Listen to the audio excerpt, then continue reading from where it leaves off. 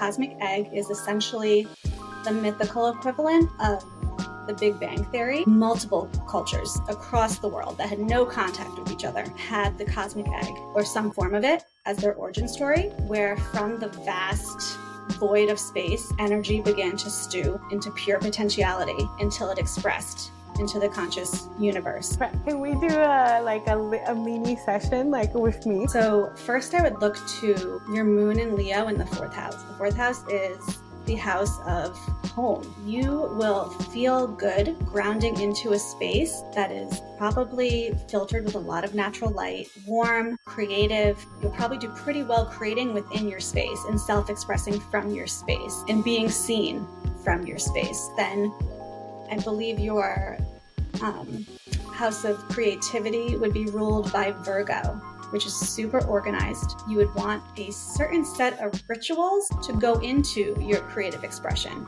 There would probably be some creativity that is born out of structure and rules. And I would say maybe let go of some perfection. Let yourself not finish something. Let yourself click publish without it being perfect. Your Virgo is really going to want to control the process, but creativity is divinity, and ultimately we are channels for God's divine creator energy. And while you're trying to control it, God is like, hello, let me in. The universe is like, let me express through you. This is the Space with Rain podcast with Rainy.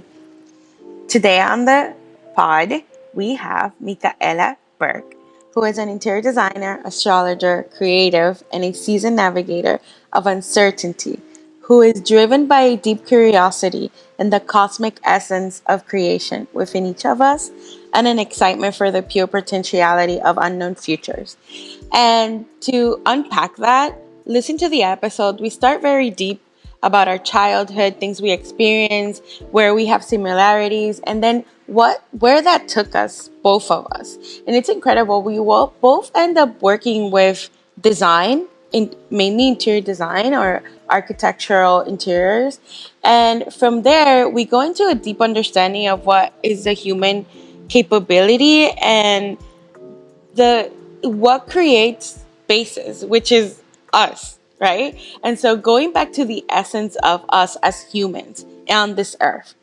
And so creating from nothing, basically, and learning to navigate through that, and also accepting to release the hustle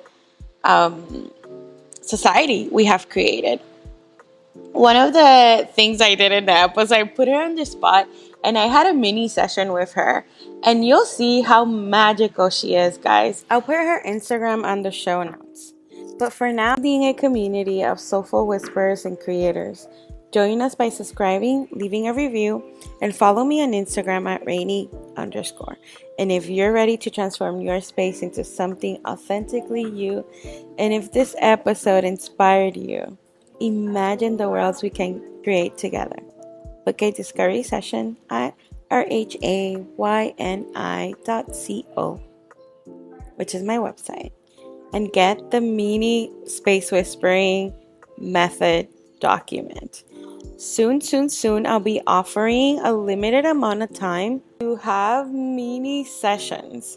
And these mini sessions come with voice notes, which is so cool because we're talking about whispering. So why not change the PDF document and just go straight into a live session with me? So, or a mini session. And so whispers, keep creating spaces that feed your soul, and let's whisper together.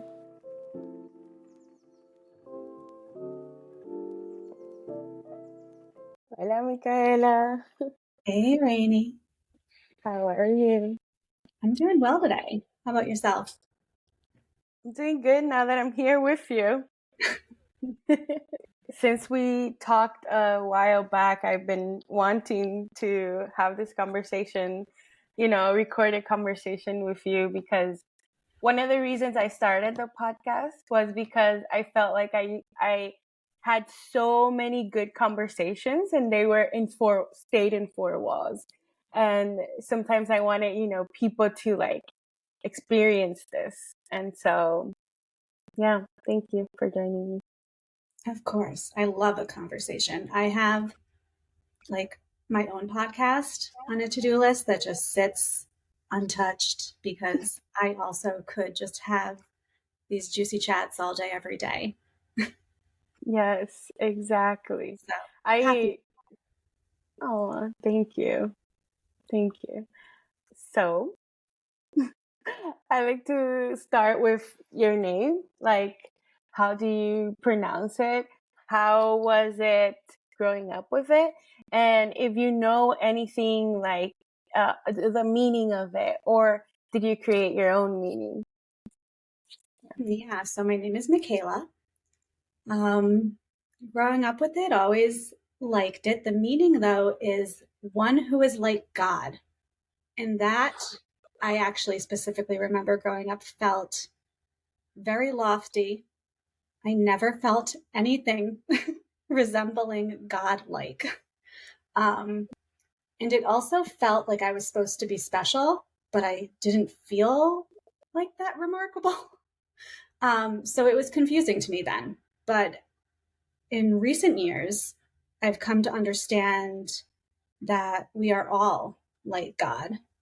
And even more recently, as I start to, as I've started to kind of understand the greater dynamics of energy in the universe in relation to what I call God, also the universe interchangeably, um, is that maybe I was named Michaela, one who is like God, to show other people that they are also like God and be a way shower in embracing the divinity within them. When did that happen? Like this realization, or yeah, this acceptance? Um, it it wasn't that I thought about it often before I came to this realization. I was aware of it as a kid, and it seems, like I said, strange. Um, I'd say around the time I had my daughter, I was doing a lot of internal excavating and reading spiritual texts, and believe it was one of the Mary Magdalene books, might be Revealed by Megan Watterson. I think it was that one where she discusses that according to the Gospel of Mary Magdalene, divinity is the goodness within each of us. And I really grasped that. I really understood that, like at a soul level. And so that was 6 or 7 years ago. And as I more recently have been kind of exploring creative expression on a deeper level, I recognize that we are made in God's likeness, and God is the creator, and we are made with that same divine creator energy, and we are all creators. So it's a little bit of both. It's unfolded over time. I'm sure it's, not done. I don't claim to know it all, but that's how my understanding has developed. Yeah. And I didn't see it as like knowing all, because if we know all, then why are we here? But I do see it as like an acceptance that it is a reality.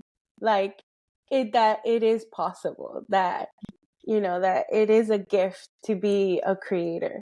And I think I received the most like aha moment because I grew up reading the Bible. My mom said since I was little, I always asked her to give me the Bible. And she's like, "Who's this kid? Why does she want to read the Bible?" And my favorite two books were Genesis and Revelations, Apocalypse, and it's like the beginning and the end. And everything in between just felt a lot of dogma or too real in a way. So I wanted to like fantasy. And the reason I bring that up is because when I did my yoga teacher training, which it was a surprise for me even today that I ended up in the yoga teacher training. One of the first things one of our teachers said is I am, and you are the I am as well. Like it was a give and exchange. And I felt like something in me opened up so much because I thought that I am only belong to Jesus, or, Jesus Christ at that point. And I just felt like I am the universe. I am God, like, or godlike. And I felt like this connection, like, even deeper to God. And I think I kind of like understood the message of, I am loved, you are loved. And so, yeah, that opened just a new universe for me. And also this like release, and again, I'm going to use the word acceptance of the human in me. Yeah, I am ascension energy. And I think that once you realize that, I mean, it's funny because my daughter loves to read the Bible as well. She has like a picture Bible short, thing. She's only 5 or 6. She turned 6 last week. But we're not a super religious household. And I definitely felt divorced from the church for a long time. But when I started to realize that, what I was saying, that the goodness in me is God's divinity, and the creator in me is God's divinity, and that divinity lives within all of us, I kind of came back around to, or accessed my own spiritual experience at a deeper level. And it really opened me back up to the church. I still have issues with the church. I'm still hesitant about my children being involved in the church because I don't want them to feel, a certain way from a certain message that they perceive. It's a little bit of a messy ground, but it has definitely healed my relationship with a lot of the religious figures in general. Yeah. I like that because it adds to what you said when you were younger, like you felt like you weren't special. And I think that is the most so what I see that you're not special, what instead of that word, what brought to mind was simple, like simplicity. And I think when we go back to this like simplistic of nature of like existing just to exist, right? Like, oh, I'm not special. It's just, this is life. Like the simplicity of, oh, I exist even if I don't do this, or even if I don't accomplish this, I'm still alive. And I think that is the most powerful thing that I'm still like, trying to understand in me, that just by existing, that is enough. Mm-hmm. And so, yeah, that's what it reminded me, like, of you feeling like this, like almost like just like no extras, no extras. And I think when you said the healing with the church and its figures, I think that also it's part of that. Like, we don't know everything. Like you started saying, it's the same. We don't know if they existed, but they are in our history. They are in our present, and we have knowledge of them, and we have a history that was shared from them and of them. And I think that if they existed, there's like they existed, so they were godlike as well. Mm-hmm. And I'm also a Libra moon, so equity, justice, fairness, even playing field, all of those things are incredibly important to me. Um, I, what rattles me most is when I think someone is treated unfairly or differently than someone else. So as a kid, that valuing equity, which I couldn't have voiced at the time, but knowing that now that equity was the value of mine, to read something or learn something that called someone else out as special, I was like, but aren't we all on the same page? Aren't we all children of God? I went to a Catholic girls' school, so it didn't line up with the rhetoric I was being preached. It's like, okay, if you say so. Oh my God. There's so many similarities because I remember I grew up in a Christian. First Catholic, but then like a Christian. It's different, the Catholic. And evangelist. I think that's the proper word. And I remember going to the principal and being like, isn't God a God of love? I don't see love here. Where's the love? And I was just so mad and so red. And they, like, the sub principal, the whatever director and the principal, they looked at each other and they're like, and they just allow me to just rant. Like, where's the love? Yeah, I had a lot of great teachers. My school had a great administration, but there were definitely some old school nuns that, you're chewing gum, you're going to hell. Your skirt's too short, you're going to hell. Like, God is a fearful God. God is a wrathful God. And I was just like, what the fuck? What, like, I definitely, I went from first grade through 12th, and definitely in elementary school, I was scared of God. And that kind of translated into me in high school just kind of rejecting it in like religion in general because it didn't add up. And I didn't really feel like giving my attention to a God that was an asshole. Excuse my French. Yeah, that is so true. That is so true. And I think a lot of people can feel related to that because it's like so much restrictions and so much masks because it doesn't feel real. It doesn't feel real. And you did that early. For me was as an adult, I started seeing the reflection of people that were good and still had alcohol or danced or partied or, they were wild. And like, I'm like, this wildness in these people, they seem more saints than saintly than the people I grew up with in church. Yeah. I did not think this conversation was going to take such a religious turn. Me neither. That's why the podcast is so cool. And having this long format as well. I do want to go to space and your background. Yeah, I would love to know your story there. Yeah. I have been creating spaces since I was a child. I would, and I don't know how, I would decorate my room. Like I remember getting all new comforters and, decor to suit my mood at the time. And I don't know why my mom, like I didn't have money, so I don't know how this was, facilitated. But I have a few bedrooms in general that I can recall that I spearheaded designing. She also gave me free reign, me and my friends, to paint the basement and decorate the basement. And so it started young. That was definitely like preteen. And in high school, it was still prevalent. And I was supposed to do an interior design internship. And that kind of fell through. And after college, I went to college for political science. And after college, I decided, like this is still here. I still want to work within interiors. I don't want to be a lawyer anymore. That was one route that I explored. And I decided my sister was moving to New York City and I decided to go with.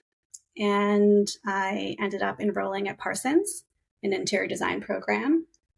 And let's see, again, once I was there, I was like, I kind of hate CAD, but I love design. And I had this one really spectacular professor who a lot of her courses she held at the Met. And we just kind of roamed the halls and she would point out different pieces of furnishing and decorative objects. And we looked at the symbolism on them, and a lot of wedding gifts were highly symbolic. And I was just like fascinated by it all. I loved it. I remember reading Dan Brown's Da Vinci Code at some point in high school or college, whenever it came out, and just being like mesmerized. And I was like, how do I get this job? How do I live this symbolic life? Because back when I was decorating my room as a kid, I was also encoding it with symbolism. I was putting meaning into things that nobody else knew. I remember one room in particular was Mardi Gras themed. And it wasn't because I had like a penchant for Mardi Gras. I had never been to New Orleans, but I had seen or read in probably like a Teen Vogue, someone who I thought was cool at the time. I don't remember who it was, celebrity, like said that they loved Mardi Gras. And this was someone that I just admired, and I admired their energy. And by channeling the spirit of Mardi Gras into my space, I also was kind of channeling that it girl confidence into my being.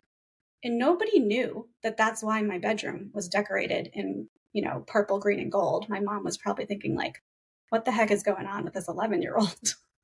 But it was encoded in meaning. So when I was back in the halls of the Met, something lit up in me that was also lit up in my childhood, about encoding our spaces. And I really was drawn to that more so than the trends and, exploring material and pattern. Definitely found that interesting. But yeah, I'd say that's where it began. I don't know how far you want me to take this. I'm curious about the encoding part. Where did that take you? Because it sounds like it was very intuitive. Like, wow, for such a young age, but also it was activated again. I guess you were still, super young. And so where did that take you? It was definitely intuitive. I wouldn't say it was conscious. Now in retrospect, I can say that I was channeling the confidence of this, celebrity by decorating my room and aligning my energy with what I perceived to be hers through this article. But now, having, hindsight 2020, seeing the evolution of my symbolic understanding, it was always online. I always kind of saw the world symbolically and in metaphor. It really came into consciousness while I was in this design program at Parsons, studying the symbolism of furniture. And I didn't really know how. I didn't think about really encoding other people's spaces. Even though I was studying interior design, never did I think cross my mind at the time, I want to do this for other people. I never thought I want to do the whole, spiritual excavation within them to find out what kind of coding they require for their spaciousness. But over time, symbols became more and more prevalent in my life. When I finished school, my first job was actually for a spiritual jeweler. And this company made charm bangles, and every bangle it had a different symbol on a charm and came with a meaning card. And I worked product development. So I was in conversation with these esoteric professionals, mediums, shamans, energy workers on a daily basis, getting information from them to inform future collections, help me write the meanings. And it just kind of got deeper and deeper and deeper in me. Ultimately, I got into design. I working for an architect. And when I had my first child, I really wanted to do something for myself, because I always wanted to work for myself. Not that I was unhappy at work. Maybe I was, if I'm being honest. But I just wanted my daughter to see me thriving. And I did not think that's what was happening at the time. So I launched my own, side business. And that's when I brought encoding spaces and a more holistic approach to interior design into my work. Beautiful. And how did you do that? Like, can you break down what does that mean? So if I were your client, how would you, work with me and to make it simple and understandable? Yeah, it's unique. It's very unique. Yeah. And I stopped doing that as of now. We'll probably get to that, but this is just kind of like the beginning of my journey of understanding spaciousness. But while I was on And maternity. I think it's important. I think that, you know, that journey is part of who we are today. And like, it's special. And I think a lot of people feel that way, but to voice it out, it's or to understand it.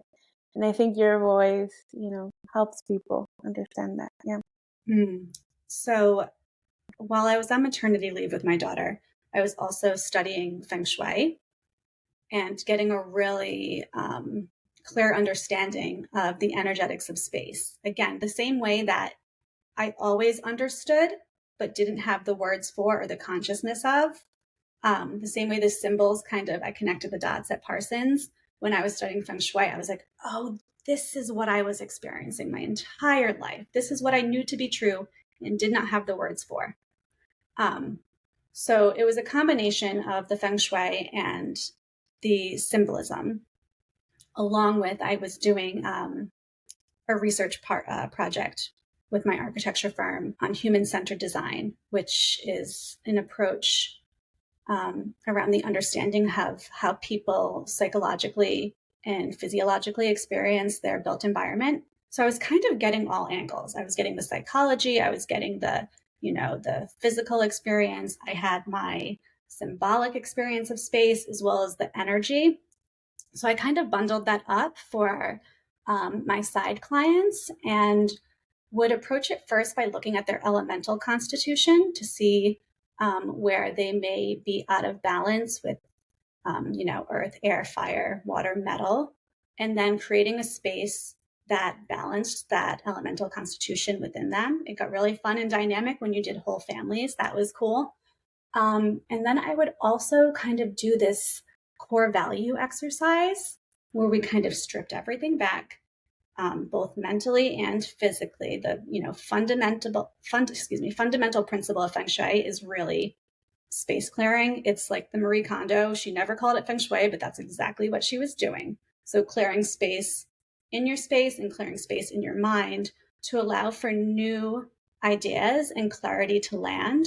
So we would do an exercise that both worked on clearing the space and then honing the clarity around values. And I would help them with their own personal stories and what they wanted to connect to and set intentions for, to add elements into the space that reminded them of their intention and rituals into the space that help keep that intention alive, so that the design was no longer passive. It was, actively being tended to through intentional rituals and just, site reminders. Because I think, wow, it's so precious what you just shared, by the way. It's like so unique, and like, to share that with other people, it also takes courage. And also to know that the people will receive it, because it's like, oh, all these things are in my head, and I'm just combining them, and I am just, understanding it, even though you had an understanding for the longest time. But I think that clarity came through all the, it's not even the clarity. I think it's more of the, wow, I'm just like acceptance again. It's like, oh, it's like value. It's like, oh, it's a confirmation of what you already knew. Mm-hmm. All these studies. So, that's very nice. And so, did you create your own symbols? Curious. I create my own symbols, not necessarily, not in the way that some people will like channel Reiki symbols and stuff like that. But I definitely prescribe meaning to certain things. I think that symbols, while they're universal and they're can be understood, globally without using language, in many cases, they're also highly individual. And one thing may mean something specific to me that it doesn't at all mean to you. So in that way, I gave meaning to things and objects that might not have a global understanding, or that understanding that's recognized for that symbol isn't what I applied to it. How did it make you feel like to be able to use this knowledge, precious knowledge, with others? Like, it felt really powerful for a while. I really enjoyed it. And it felt good to finally have an understanding of what I was experiencing my whole life. And it felt good to help people cultivate space at home and start working with their own energy and that of their space. And then at a certain point, it felt stale. I got burnt out. And as happens with, young moms and new responsibilities, it just, it ran its course. so when did that shift happen, and then like what was your journey after realizing that? Well, I kept taking clients for a while I was still just like not wholeheartedly in it, just trying to persevere. I'm not one to quit. And I also know that every career in life and choice has its highs and its lows. But it just wasn't energizing me in the way that it initially was. So I slowly stopped taking clients. And then some like real life stuff happened where I needed to just give myself the grace of spaciousness to not add more to my plate.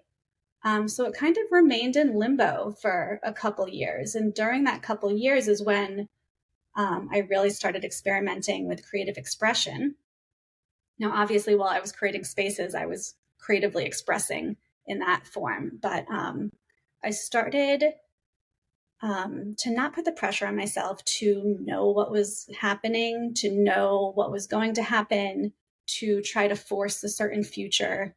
I really kind of trust fell into the universe and followed what excited me and let myself not finish some things and didn't try to find ways to monetize everything and apply it to business. It was just pure creative impulse or joyful impulse.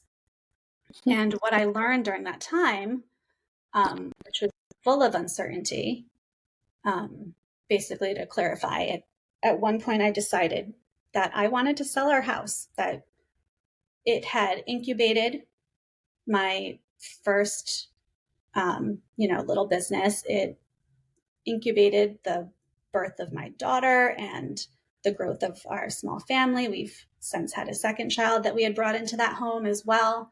But I felt like it was not the container for our future. And although I had no reason to sell and I didn't really know where we were going, we kind of sold on a whim. And what was supposed to be a couple months living with my mom while we found our next place took a year and a half. And a lot happened during that year and a half. And my mom is a wonderful woman and incredibly supportive, but a lot of stuff came up for me, being back in my mom's house and raising my children alongside my mom. We have very different approaches to child rearing. And there was a lot around release and surrender and trust. And at a certain point, I just realized like, I don't control shit. So I might as well have some faith that the universe is conspiring in my favor. Let's give it a try. Let's experiment. I had this kind of ping that I needed to creatively express. When I came up with the idea for my first business, which was called Retreat House, it was always about creating space for people to ground into and create from. And I really mastered the ground into, but the create from never fully landed. And while I was in this liminal space of no home and some unstable resources and some things that my kids were going through, I really leaned into the faith of things are going to work out. I must release control. And let's just follow this creative call and see what happens. And over a series of events, I was shown time and time again that when I trusted and creatively expressed, the universe would throw me a bone. And I think of it like the ace cards in tarot, where there's a hand coming out of a cloud, handing a coin or a wand. I always blank for the four of them, but there's four suits, and the ace of each one is just a hand coming out of the universe, throwing a bone. And that was what I experienced in real life. Every time I creatively expressed, an opportunity that I could have never foreseen would present itself. And it really got me comfortable in this liminal space. Wow. Beautiful. It's interesting that we have to sometimes go back to our roots to be able to understand ourselves. And also, I don't know, I see it also as like a release, maybe some anger, maybe some things that we weren't aware that were in our our existence and our heart, and also to understand where we come from and where we don't want to go anymore. Yeah, that something similar has happened with me from your story, but the way you say you surrender feels very powerful, very powerful. And what happened after? What happened? Well, plenty. But Plenty. I love that. I kind of fast forward to currently. I'd say around last holiday season, like November, December, I was really feeling confident in my understanding of spaciousness and creative expression and energy work. Like a lot of dots were connecting, a lot of epiphanies were firing off. Like it was a really fertile time for me. And I also recognized it as a really chaotic and sometimes anxious and fearful time for the collective. And recognize that we're at this moment in history that is going to change everything. And it could bring up a lot of fear in people and anxiety in people, but it didn't have to. And being someone who had just lived through a lot of real life shit, we didn't get into it, but there was a lot of stuff. There was job loss, there was a lawsuit, there was issues with the school department. Like there was just such heaviness on every front over the course of a couple years that I lived in the uncertainty of unknown futures. And I really got comfortable there. And as I began to recognize that the world as we know it is going to change in a way that is not recognizable to us today, in the same way that our ancestors could never have even conceived of the world that we're in now with the internet and widespread communication in an instant. That is the precipice that we're sitting on now. The future with AI, culturally, socially, everything is changing. And it can be exciting. And actually, our shared friend Xenia really brought me online to the idea that we can reimagine our future. Like, I know Xenia's been on your podcast. Her career is imagination healer. Like, what? That is awesome. And also, who's heard of that before? Nobody. And like, we all have the opportunity to do as Xenia does. So this kind of it just made sense that being someone who has lived through uncertainty and experienced how to traverse it with optimism, a certain level of grace also in my failures and shortcomings,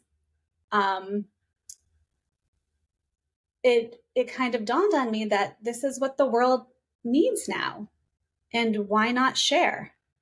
And I love astrology, so I was really digging into my own astrology, looking to where in my natal chart did it show that, where I best grounded into spaciousness, because grounding is critical during the unknown. Trust is critical during the unknown. So another element I was looking at was, where does my intuition innately express? And then lastly, the creative expression piece, where in my chart can I begin to tap into my creative expression to just start playing with that energy and seeing what the universe throws me?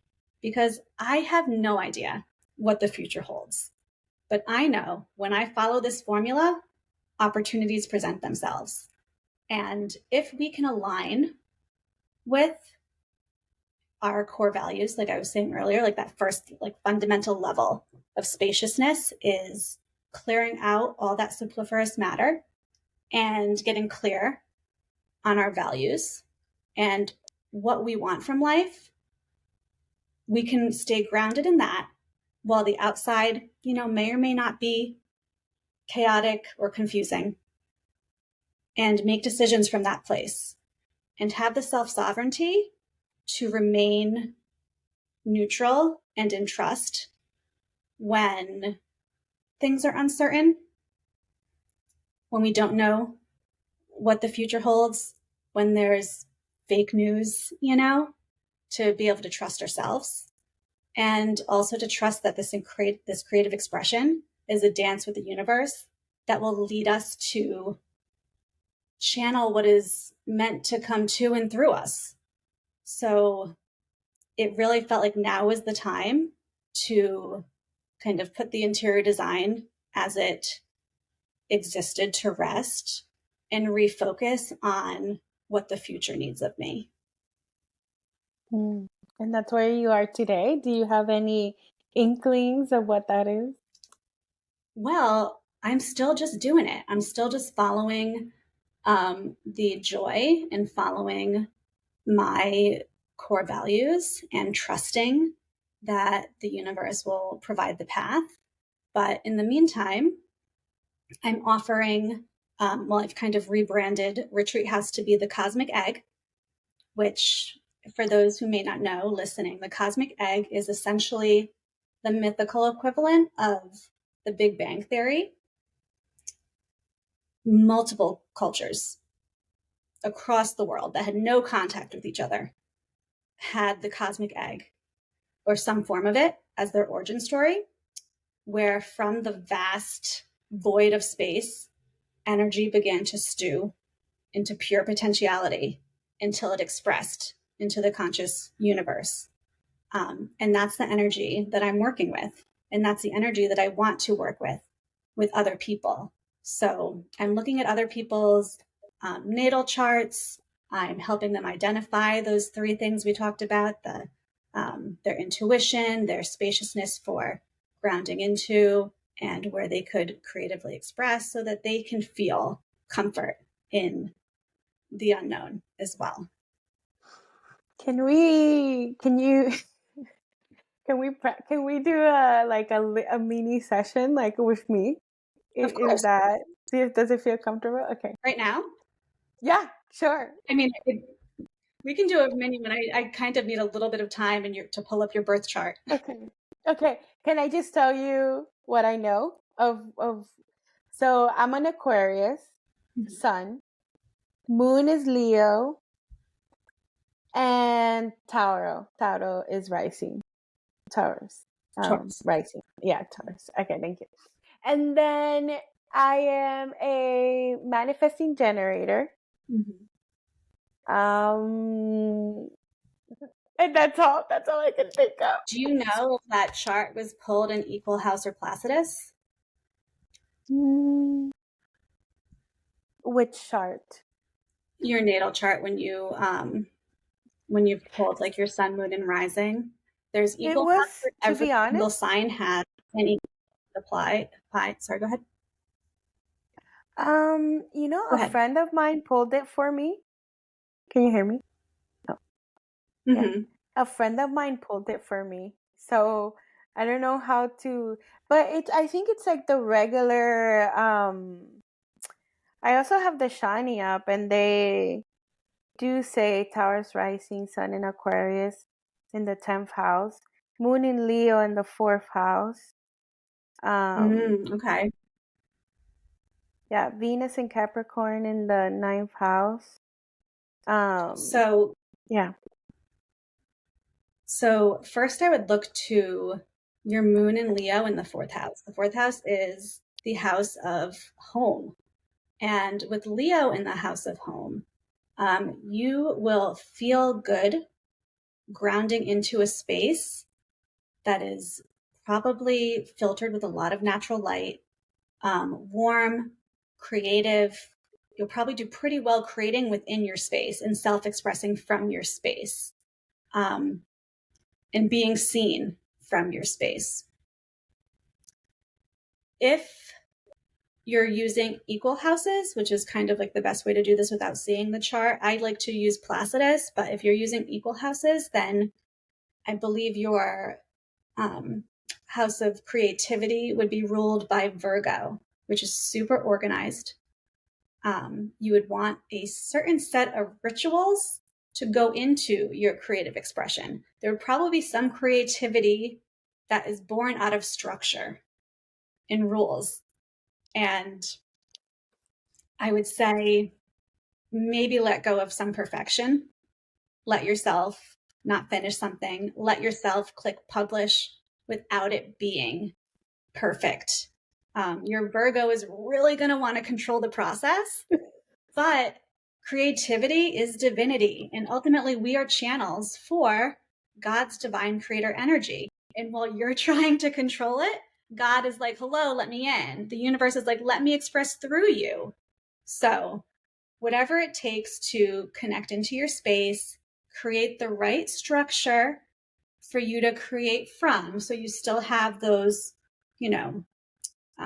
that container that feels comfortable for your Virgo.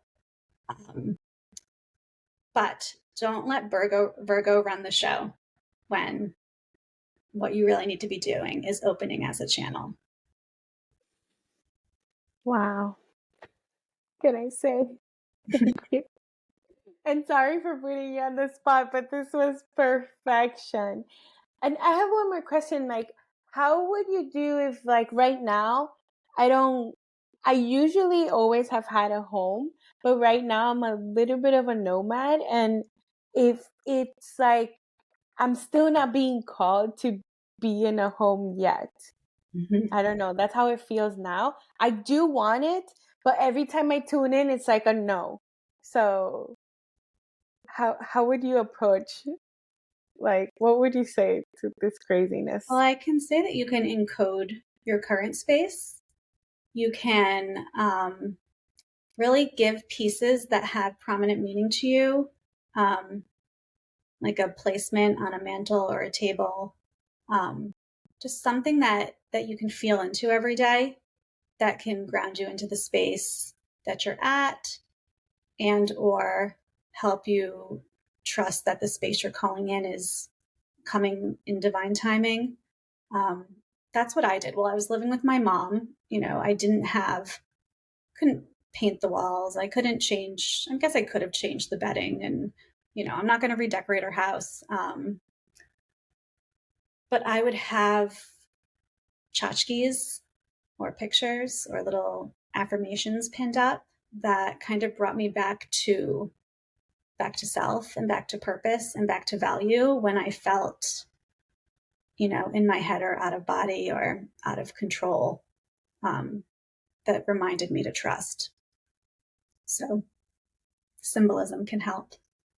Beautiful. Also, Wow. finding places that feel like home to visit, if it's a library or a cafe or a park bench, like finding those places that feel grounding. If it's not in your space, I think there's ways to feel grounded within whatever space you're in.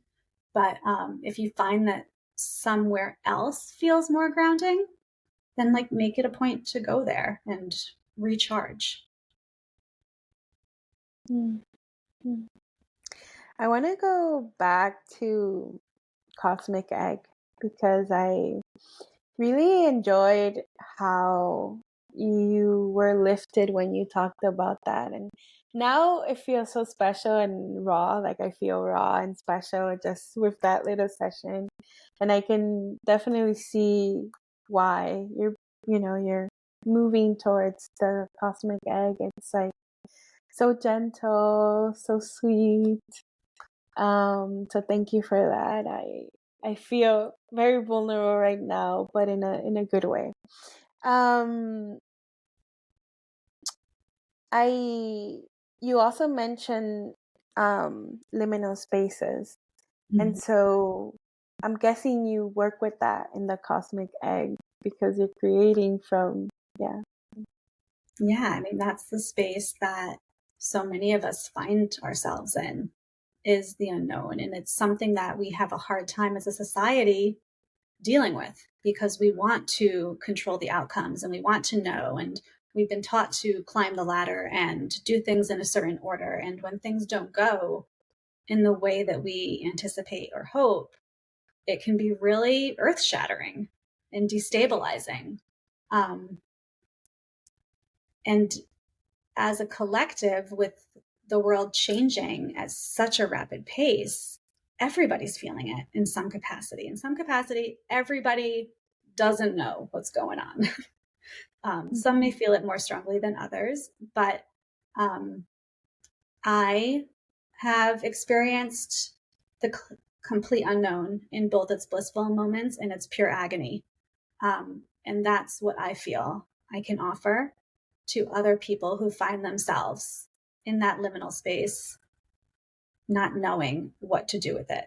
That through creative expression and trust and some spaciousness, cultivation, they can maintain energetic momentum without knowing the path or seeing the path yet. And that's the energy of the cosmic egg. It is cultivating the spaciousness, really letting potentiality stew, and to the point that it creatively expresses and leads you to God knows where, right? It's just an act of momentum and faith in the midst of unknown. So when you say creative expression, are you saying like, well, yeah, when you say creative expression, what does that entail? It's any form of self-expression that feels like a creative release. It could mean, as you said, you're a Leo rising. I am. No, you're okay. So it could Taurus mean, rising. yeah. Taurus. So it could mean, if you have prominent Leo, to kind of self-express, to creatively express in how you dress and how you do your hair. Leos are innately creative. So pretty much anything a Leo is doing has a creative flair to it. It doesn't need to be loud and wildly artistic. There's just something different that a Leo is doing that puts their spin on anything that's creative. It could be painting, it could be writing, it could be cooking. It really is just the act of expression that you allow to channel through you and release that energy, that God-given potentiality within.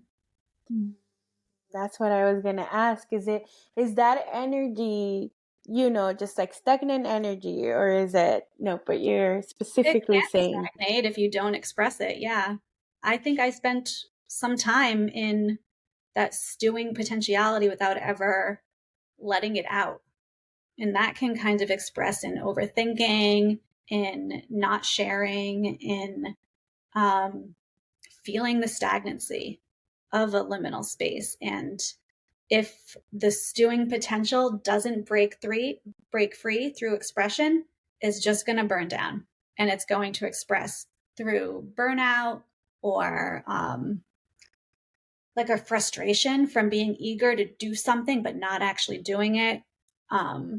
It can definitely get stagnant. Oof.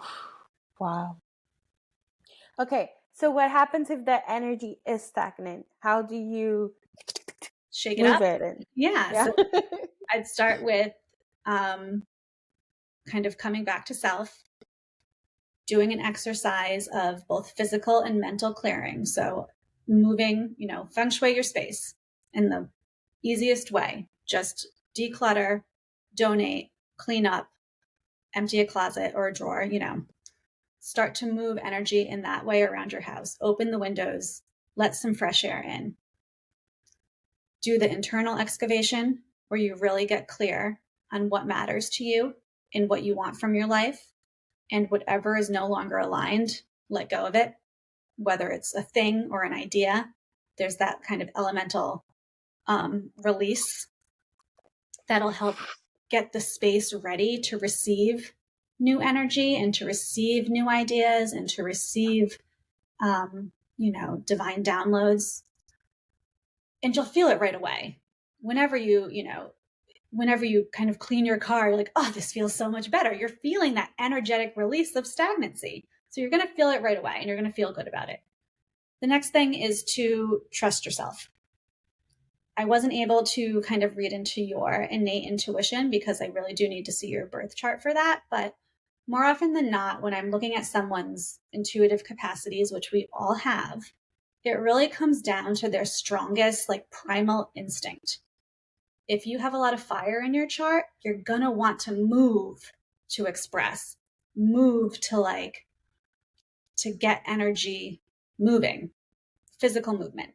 You're also going to want to trust your instincts. So those instincts for a fire person can feel pretty primal. Trust them. For a water person, it could be emotional. I read for someone recently who feels things so strongly, so much stronger than the rest of us. And I asked, do you sometimes feel gaslit? Do people say like they don't validate your feelings and they say, you exaggerate? And she was like, yes. And don't let them do that. Trust it. Know that no one else is feeling it the way you do, but trust it. And surround yourself by at least, a person or two that understands that part of you and lets you kind of move through those emotions. If you have a lot of air in your chart, it might come through as just an innate knowing. And that can be the hardest part, to just trust what you know. I have a ton of air and I know shit. And there's no logical explanation. And I grew up with lawyers for parents that needed evidential proof for everything. So it really second guessed everything I knew. And it took a lot to kind of come back to self and just trust. What am I missing here? I did earth. Oh, I didn't do earth. Earth is definitely in the body. It's gut feelings. It's throat. It's start to understand what your body is telling you. There's a great, if I can find it, I'll share it with you. But there's this great Instagram reel where a woman explains what each sensation in the body is for her. So if you can kind of tap in and recognize and pay attention to what bodily sensations mean to you, if you feel stifled or what a no is or what a yes is, that's going to be important for people that have a lot of earth, to really trust the sensations in their body. And I'm losing my train of thought here. So yeah. What was the question? Where are we coming from? So I'm assuming I need to go into creative expression next. But where point? The question was stagnant energies. What? Yeah. So there's create spaciousness, trust yourself, and start to creatively express. And don't put pressure on it. While I was in that liminal space, got the ping that I had to do something creative. I just got the download, sign up for a ceramics class. I had never done ceramics before. At the time I was making incense. And I was like, I'll just go and like make some nice bowls to heat my incense in, because it was herbal incense that you burn on charcoal discs. So I went and I did it. And while I was working the clay with my hands, I got the download, the idea. Okay, retreat house might be stale and stagnant and dead. I hadn't committed to that yet, but it was not feeling good. But I could still create space for people in containers of like wellness centers and at retreats. And that night I went home and I adjusted my website and added retreat coordination to the website. And within a month, this healer of mine, I think you've worked with her too, Deborah, she's Mama Medicine, she posted on Instagram that she was in need of someone to produce her annual retreat in Italy. And I was like, oh my God. She never saw my website. She didn't know this about me. I hadn't spoken to her anytime close to when she posted it. And I responded. And, within a week, I was on a conversation with her interviewing. And she said, before I received your resume the night before, I had a dream about you and your incense. And the job was mine. It was a fantastic experience. But all to say, all I did was follow that creative ping.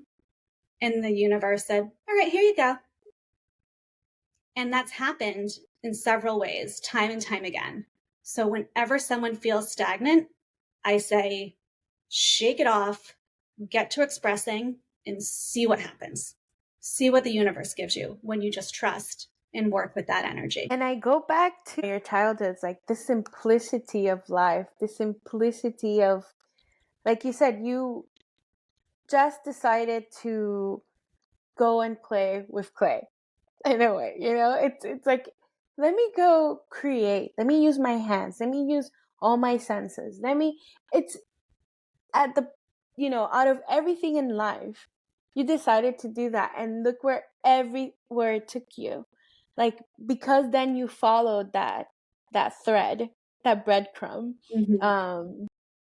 And so, wow, I'm thinking of so many things that I can do to release some stagnant energy already. Good, because it can be hard. It can be hard if you do, especially if you don't feel like a stereotypical artist or a trained artist. It can be hard to figure out how to, get creative. So good. I'm glad you have some ideas. I know that it's hard for me to cross that threshold at times. Yeah, it is hard, but the way you are communicating it, it feels like, okay, I can do it. This is a job that I need to take more seriously, in the sense of like it's not gonna be something that I have to postpone, or like you said, be super strict or super perfect. Like it can just, flow a little bit. In that spirit, actually, I was talking to a couple artist friends of mine who are both self-taught. Neither went to art school, and they are both really admirable painters and artists in multiple capacities. And I've been talking to them, and I think I am going to kind of organize what I'm calling art school this fall. And they're going to come on board and kind of help me out as like guest teachers, where I share about the spacious energetics of creative expression. And they're going to come in and, teach people kind of some basics around painting and channeling that creative energy and trusting the process. So I'm really excited about because it can be hard to know how to express, and just to get a paintbrush on canvas without the pressure of, making a painting for the wall or to sell. It's going to be like an art school for beginners. That's something I'm super, super excited about. I love that, because my next question I was gonna ask you, how can people work with you? In what capacity? Stay tuned for that. Tentatively scheduled for like September. I was liking the back to school vibes. People are busy in the summer, and I'm still kind of landing a lot of things at the moment, but I am doing the cosmic egg reading to kind of reveal the spaciousness you need ground into, that intuition capacity that you can trust, and start to see where we might be able to creatively express within the natal chart. So I do have that for the time being, and those have been a lot of fun. It is fun. I mean, we did this together and like, wow. Yeah. It's my heart feels like lighter just through this conversation and what you told me. So I'm very grateful. And anything else you want to share that is like in your heart? That you want others. I would say just what's in my heart is to feel the heart and to trust the heart. A lot of that coming back to self is coming back to that heart space and aligning with the heart frequency. Our heart puts out an energetic field that's, I think it extends like 3 feet outside our body. It's measurable. It's real. If you can drop into your heart and align with that energy there and move from the heart, that's part of the equation too. Wow. So much freedom. So much. I love this. Thank you. Thank you so much for joining me today, for opening your heart, for allowing me to ask you all these questions, and for answering from the heart. It feels very heart-centered. Yeah, your work. Thank you for having me. I loved talking to you today. I loved the turns this conversation took. We started deep. Like, let's start with religious trauma and see where it goes. That's what we did. I hope people are still here listening and that we didn't lose them with Catholic stories. Don't worry, that was just like 10 minutes of our time together. I think a lot of people will relate more than what you think. Yeah. I love it. I love it. Okay. Mwah. Besitos. Bye. Thank you. Space Whispers. Thank you for spending time with me today, your host, Rainy, on the Space Whispering podcast. I hope today's episode gave you something to reflect on, inspire you, or energize you to create something beautiful. Help us grow this soulful community and spread the love by subscribing to the podcast, leaving a review, or sharing this episode with your community. If you're feeling called to transform your inner or outer spaces into a true reflection of you, let's connect. Schedule a discovery session with me at rainy.co or Instagram rainy_. What soulful actions will you take today? Keep listening to the whispers of creation and let your soul's magic flow into the world. See you soon. Besitos.